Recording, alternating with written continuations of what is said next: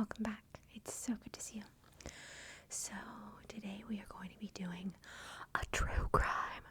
Oh my gosh, I know, right? It's been, I don't know, months and months and months since I've made a true crime.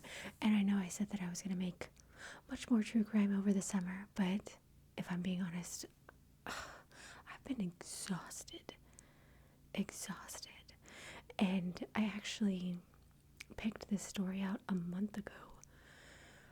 I wrote the story out in like my own words like 2 weeks ago. So I don't want to say I've been lazy, but I feel like I've been lazy just because I've just been exhausted, you know.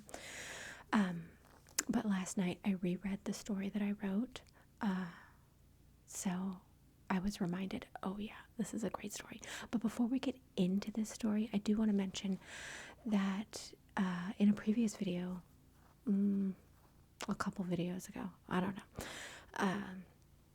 I mentioned that my mom had given me a true crime book that was written about her friend because one of her friends was murdered. And I was like, what? Because she had never told me before. Well, I read the book, or I read some of the book, and then I had to stop reading because the book was written like in the 70s. And it was like just so dry. I hated it. And I was like, what? I had gotten like a third of the way through the book, and I'm like, where is her friend? You know, because her friend's name is James Glass. And I was like, where is he? What is this book about? Because it was talking about all these other people. Well, I found out that James Glass was one of dozens of victims. Okay. He was murdered by this guy named Dean Corll, Corll.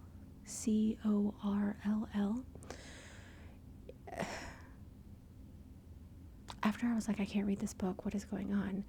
I went online and watched documentaries. Oh my God. And I found out that, you know, James Glass is just basically one page of this book. And I found out what happened to him and the other victims. And I was like, I cannot talk about that on my channel because I don't want to be demonetized. I don't want my channel to be canceled because I was watching documentaries on YouTube and they were like, this video's been demonetized, you know, if you want to support the channel, blah blah blah blah, because it's that bad. And I'm just like, I feel so bad for my mom because her friend, the way that his life ended was just awful. And for her to know exactly how things happened and ended, it's like, how can, you know, like, I don't even want to get into it because I don't want to start crying. But if you want to know about James Glass, there's a dog outside. My neighbor got a new dog. Whatever. I don't want to get into it. But she makes me mad because I feel like it's animal cruelty. It's 100 degrees outside. She just leaves her dogs outside. That's the true crime right there. Right there. Anyway, so just go to YouTube, look up serial killer Dean Corll, and you'll know. You'll know why I wouldn't touch that story. Anyway, so I like true crime that is way, way, way in the past, okay? And if you've seen my more recent true crime stories, I like stories where they're just so unbelievable. You're like, what? And I pretty much talk crap about the murderer because screw them, you know? So it's kind of more like true crime gossip. Like, you can't believe this story. But anyway, so I don't know how ASMR relaxing it's gonna be, but It's probably not going to be ASMR at all because of the background noise, which I can do nothing about. But whatever, I'm not mad about it or anything, whatever. Okay, enough rambling, as I always do. Let's get into the story. And again, I just reread the story that I wrote last night, so if I fumble over words, just go with it. Just go with it. Because I want you to get to the end of the story. Because this story is so, like, typical true crime story. Like, are you kidding me? Like, of course this happened, blah, blah, blah, blah. And then you're like, oh my God. And then you get to the end and you're like, what? I literally, when I was reading this story and doing my research, I was like, wait, what? And I was like, yep, that's it. This is the one. So prepare yourself because this story is going to be amazing. But also horrible and shocking and, true crime, but whatever. Okay, anyway, let's get started. All right, so this is a true crime story of Dr. Crippen. Howley Harvey Crippen, later known as Dr. Crippen, was born in Coldwater, Michigan on September 11th, 1862. See what I mean? Way back. There is no information I could find about his childhood, like absolutely none. So, but considering this happened in 1862, what is going to be out there? All right, so Dr. Crippen attended the University of Michigan's homeopathy school, which is for alternative medication. I guess I don't really know what alternative medication is. I think it's like more holistic, natural type healing things. I don't know. Anyway, so then he graduated from the Cleveland Homeopathy Medical College in 1884. Somewhere during this time, Dr. Crippen married a woman named Charlotte Jane and had a child together named Howley Otto. In 1892, Charlotte had a stroke and died. Talk about young, right? Like, ugh. I guess anybody can have a stroke. After his wife died, Dr. Crippen pretty much, my lips are really dry. He pretty much just gave up his son, just handed him over to his parents who live in California for them to raise. Like, what? Who does that? Like, oh, my wife's dead, so this kid's no longer my responsibility, right? Like, that dog is really annoying. I'm so sorry if you can hear it. But it's like, is that how it was? Like, am I prejudging him? Or was that how it was back in the day? Was it just like, those are the times, your wife dies, you're a man, you don't know what to do, so just hand him over to your parents? I don't know. Okay, so imagine you were the kid, right? Like, your mom just dies, and then your dad just gives you away. Like, talk about abandonment, you know what I mean? Ugh. So, for me, even if it was the way back in the time, for me, Dr. Crippen is not giving me a good impression, because, like, who can just abandon their kid, right? So 2 years after his wife passes, he moves to New York to practice medicine, and he meets someone new, Corrine Turner, or Kora, who is a talented music hall singer who goes by the stage name Belle Elmore. And the two quickly get married, love at first sight, all that stuff. I don't know if it was love at first sight, but Okay, so Dr. Crippen begins working with a very well-respected homeopath, James M. Munyon. And when I saw that, I was like, oh my God, Funyuns. And then I was like, ooh, I want Funyuns. So, I almost said Funyun. Munyon's main branch office is in London.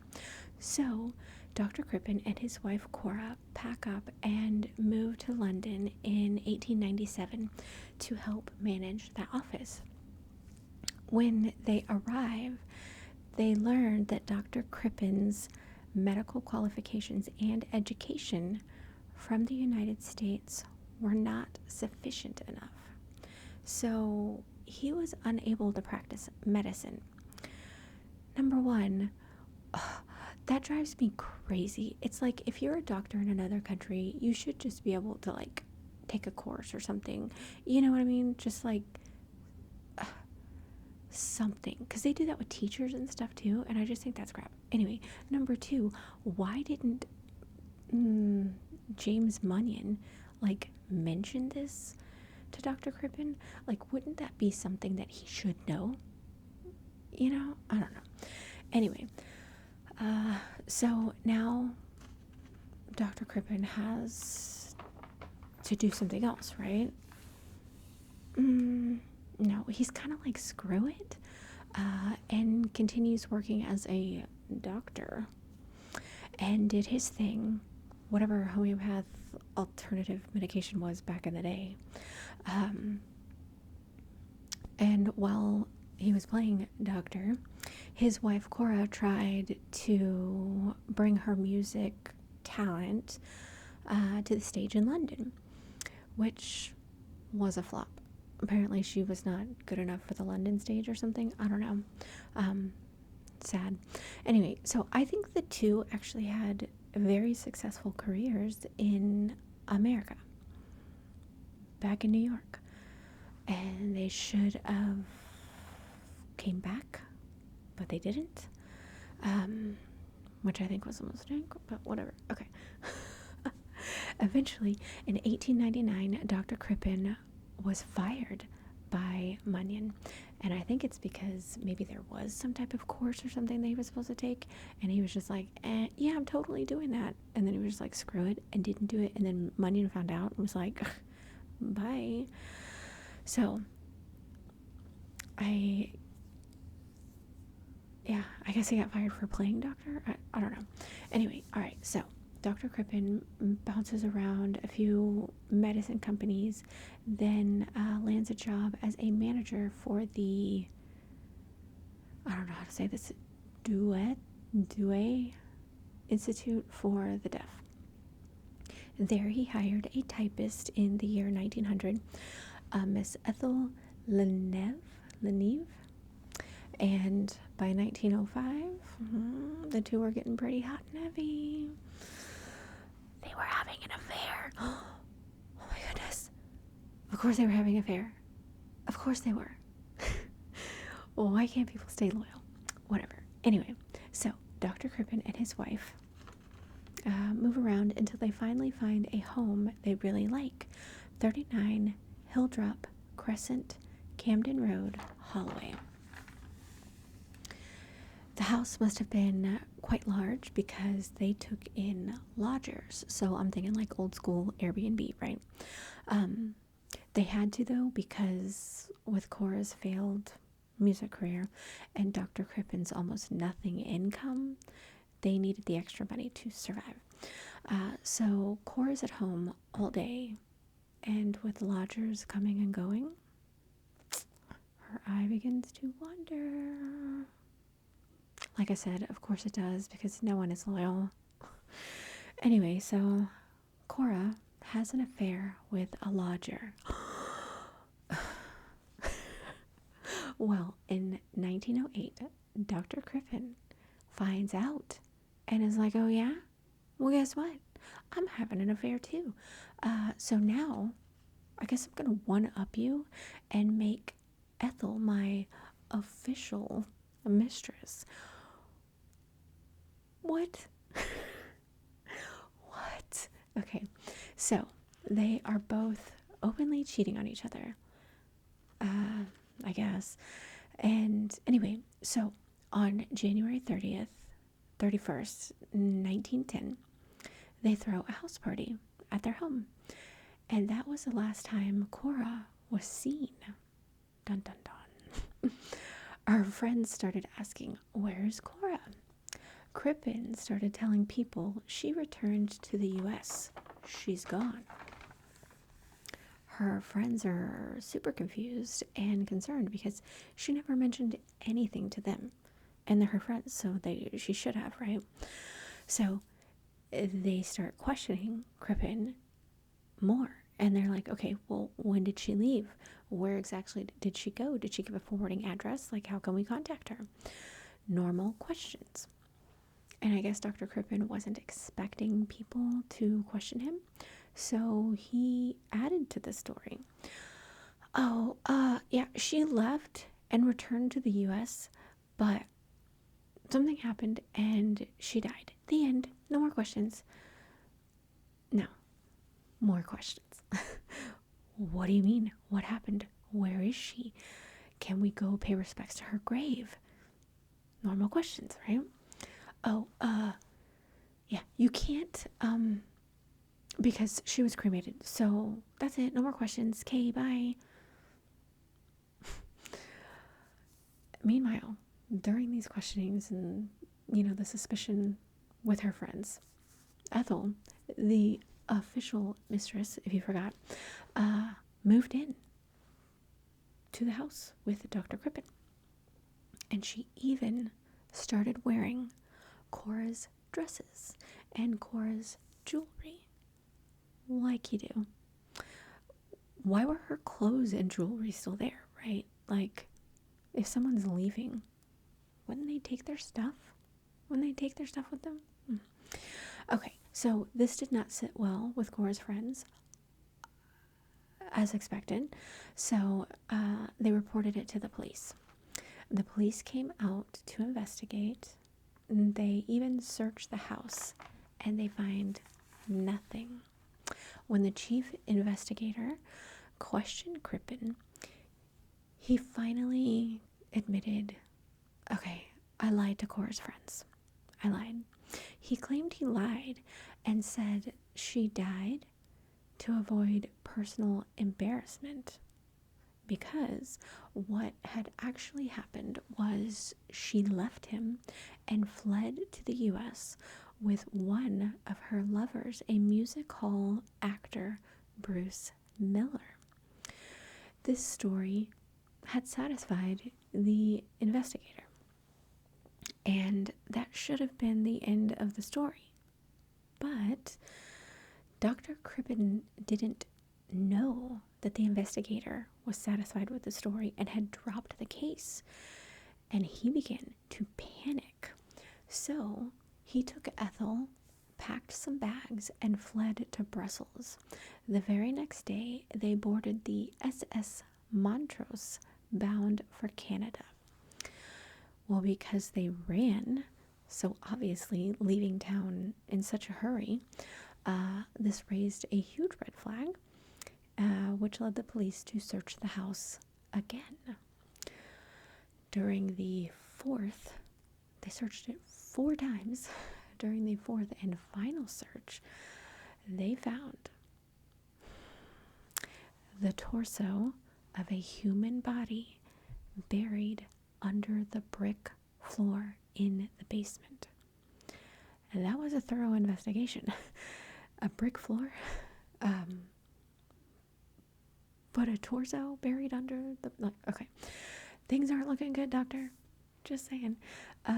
The body was tested, and they found traces of scopolamine, also known as the devil's breath, in the torso. So there's lethal doses of scopolamine. We'll get into scopolamine in a minute, okay? But there's lethal doses of it in the torso.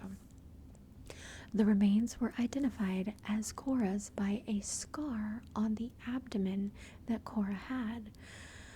The head and limbs were never recovered.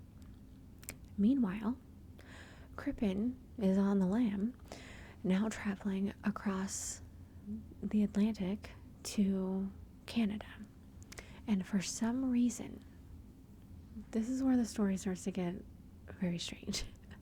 For some reason, Ethel got the bright idea to disguise herself as a boy. Well, the captain of the ship spotted the couple and recognized them. I'm guessing from a photo in the newspaper or something. I don't know. And he sends a wireless telegram to the British authorities. And this is word for word what the telegram said. Have strong suspicions that Crippen, London cellar murderer, which, since he's got that title, there must have been a newspaper article, right? Okay. London cellar murderer and accomplice are among saloon passengers.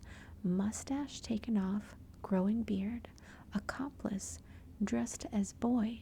Manner and build undoubtedly a girl. So the chief investigator or inspector, whatever they're called, boards a faster ship, contacts the Canadian police, and beats Dr. Crippen and Ethel to Canada. So he's waiting for them to dock, right? All right, now get this. The chief investigator decides to disguise himself. I guess he got the idea from Ethel. To disguise himself and dress up as a pilot. What? Why? So for some reason, this pilot boards the ship, and the captain starts introducing passengers to the pilot. The only thing that I can think of is this is happening because, okay, it's 1910, and a pilot would be really cool. Like, think about like 1960. If just an astronaut just showed up, everybody wanted to meet an astronaut in 1960 because they were really cool. I wonder what would be really cool today. I don't know. But it's 1910. Pilots are super cool and amazing and futuristic, so I don't know. Anyway, so the captain asks Dr. Crippen if he would like to meet the pilot, and he totally does because it's a pilot.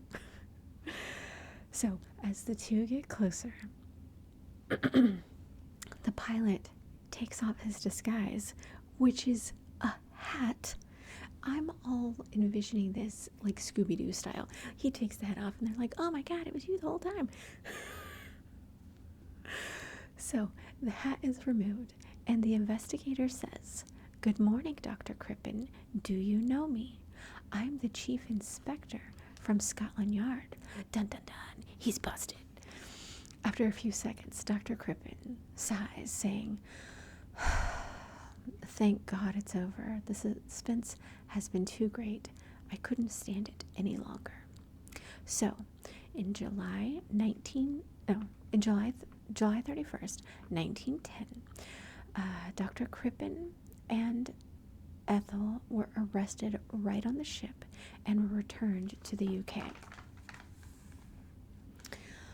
Okay, by October 18th, 1910, Dr. Crippen's trial began and lasted 4 days.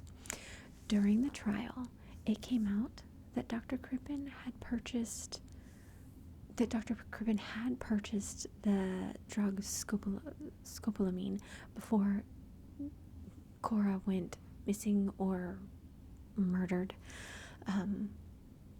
But Crippen maintained his innocence throughout the trial, still claiming, no, this is wrong. Kora fled to the U.S. with her lover, Bruce Miller. He also claimed that he and Kora had only lived in that house since 1905, suggesting that, I don't know, maybe the torso that was found was left and hidden by a previous owner? Maybe? I don't know. Okay, Throughout the proceedings, Dr. Crippen showed no remorse and no feelings for his wife. His only concern was for his lover, Ethel's reputation. After 27 minutes, 27 minutes of deliberation, the jury found Dr. Crippen guilty of murder. Ethel was only charged as an accessory and acquitted. On November 23rd, 1910, a little over a month after the trial, Dr. Crippen was hung at 9 a.m. That was fast. That was fast. It's like 4 weeks or something. 4 weeks after the trial, dead. What? Then that should be the end of the story, right? Told you. It's gonna get crazier. In October 2007, 97 years later, Michigan State University forensic scientists found that the remains, the torso found in Crippen's cellar, were not those of his wife. The DNA tests on the torso remains indicated the victim was a male, not a female. What? Okay. What? Was he innocent? I mean, he continued throughout the trial to plead his innocence, saying, I didn't do this, she left, okay? Did his wife actually leave? Where is his wife? Why did no one question this music hall actor, Bruce Miller, who she supposedly ran off with? I mean, the trial was only 4 days.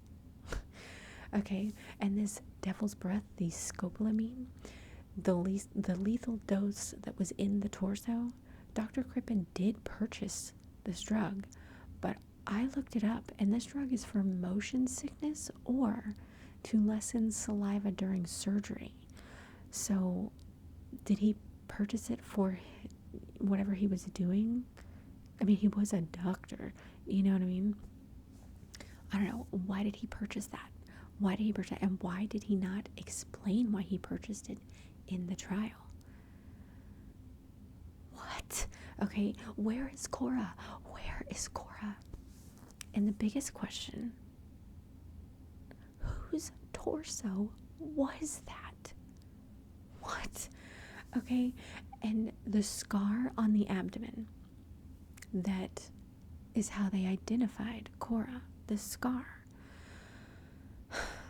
Okay, when they did the forensics or whatever, this torso had been in there for so long, and it had been compressed that it kind of like, I mean, it's like been mummified or whatever, but it had been pressed or whatever, and it was actually a skin that had been pressed over. So there was like this skin flap that got compressed down, so it was a line of skin that was folded over. But they, in 19 whatever, thought that it was the scar, and they were like, oh, it's his wife has the scar, this is the... So because a piece of skin folded over in a very specific spot, what? Okay. And also, I got questions about this torso, all right? Because the torso was that of a man, not a woman. A woman's torso is completely different than a man's torso, okay? Because typically, not always, but typically women are smaller than men. And they are very shapely, and they have, and I'm like, did she not have that? Was she completely flat-chested? Or was this man larger? You know what I mean? Like, I want to see this torso so I can be like,